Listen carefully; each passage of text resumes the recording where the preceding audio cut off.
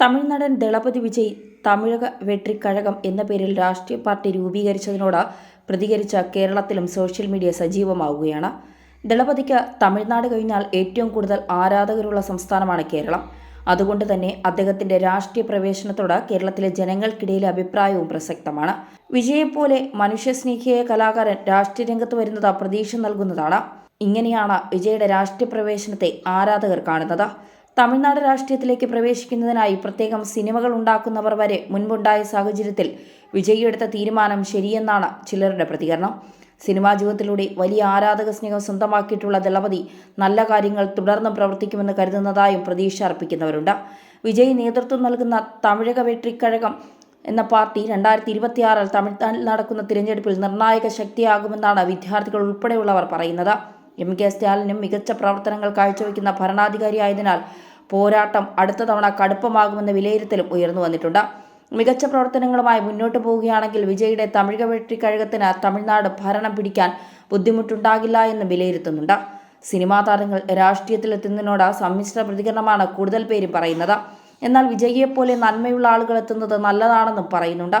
വിജയ് മുൻപ് നടത്തിയ പ്രവർത്തനങ്ങളും അദ്ദേഹം സ്വീകരിച്ച നിലപാടുകളും പ്രതീക്ഷ നൽകുന്നതാണ്. അതിനാൽ അദ്ദേഹം വരുമ്പോൾ നല്ല കാര്യങ്ങൾ സംഭവിക്കുമെന്നാണ് വിശ്വസിക്കുന്നത്.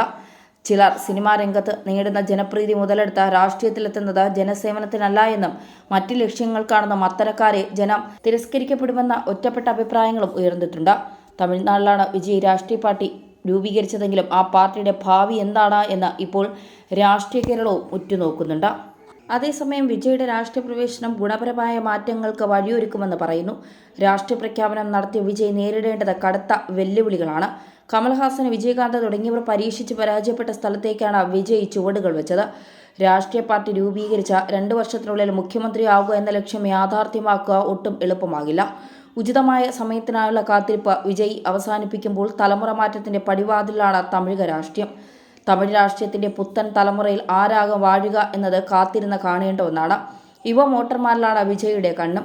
മുഖ്യമന്ത്രിക്ക് ആവശ്യമായ 40% വോട്ടുകൾ കണ്ടെത്തുക എന്നത് ആനകേറ മല പോലെയാണോ വിജയിക്ക് എന്ന കാര്യത്തിൽ ഇപ്പോഴും ഉറപ്പില്ല. ആരാധക പിന്തുണ വോട്ടാക്കി മാറ്റാൻ തന്നെയാണ് വിജയ് ലക്ഷ്യമിടുന്നത്. നടൻ വിജയകാന്ത് സ്ഥാപിച്ച DMDK ആദ്യ തിരഞ്ഞെടുപ്പിൽ 234 മണ്ഡലങ്ങളിൽ മത്സരിച്ചപ്പോൾ നേടിയത് 8.38% വോട്ടുകളാണ്. മക്കൾ നീതി മയ്യത്തിലൂടെ തമിഴ് രാഷ്ട്രീയത്തിൽ ചലച്ചിത്ര നടൻ കമൽഹാസൻ അരങ്ങേറിയപ്പോൾ പാർട്ടിക്ക് കിട്ടിയത് 2.62% വോട്ടും. വിജയകാന്തിന് വിരുദ്ധാചലത്ത് വിജയിക്കാനായി. കോയമ്പത്തൂർ കടമ്പയിൽ കമൽഹാസൻ വീണു. 12% മുതൽ 15 വരെ വോട്ടുകൾ ഒറ്റയ്ക്ക് മത്സരിച്ചാൽ വിജയുടെ പാർട്ടിക്ക് പരമാവധി നേടിയെടുക്കാനാകുമെന്നാണ് റിപ്പോർട്ട്. കന്നി അംഗമായതുകൊണ്ട് തന്നെ DMK, AIADMK, BJP തുടങ്ങിയ കക്ഷികളുമായി കൈകോർക്കാൻ വിജയ് ഉണ്ടാകില്ല എന്നാണ് പൊതുവെ പറയുന്നത്.